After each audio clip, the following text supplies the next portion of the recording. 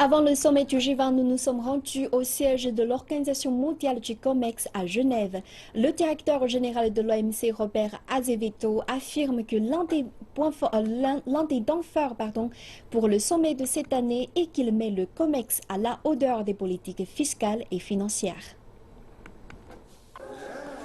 Voici la célèbre salle de conférence W au siège de l'OMC. C'est là où ont eu lieu il y a 15 ans les discussions sur l'arrivée de la Chine au sein de l'OMC. Robert Azevedo explique qu'un autre discours important a aussi eu lieu ici en 2013, la négociation sur l'accord de facilitation du commerce. C'était le premier accord multilatéral jamais atteint par l'OMC, près de 18 ans après la création de l'organisation. L'organisation souffrait alors de sa crédibilité.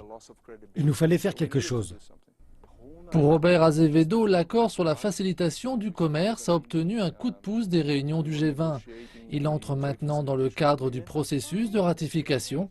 Parmi les 162 membres de l'OMC, la ratification de 110 d'entre eux est nécessaire pour que l'accord entre en vigueur. Il a également expliqué comment cet accord allait influencer les acteurs du commerce extérieur et les consommateurs. Il change tout. Cet accord a un impact potentiel. L'impact de l'accord sera plus grand que si nous éliminons toutes les barrières douanières qui existent aujourd'hui dans le monde. Lors de la réunion du G20 des ministres du commerce en juillet, les 20 plus grandes économies ont convenu de ratifier l'accord sur la facilitation du commerce à la fin de cette année. Elles s'engagent aussi à travailler de concert pour faire pression pour permettre la mise en œuvre de l'accord.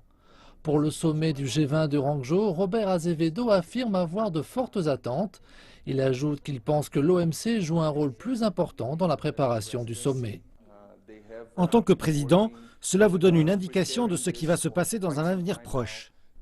L'indicateur à 100 signifie que le commerce va croître comme prévu. Lorsqu'il est au vert, cela signifie que les échanges sont supérieurs à la tendance. C'est donc une bonne nouvelle pour que le commerce se développe plus rapidement que prévu. Quant au rouge, c'est l'opposé.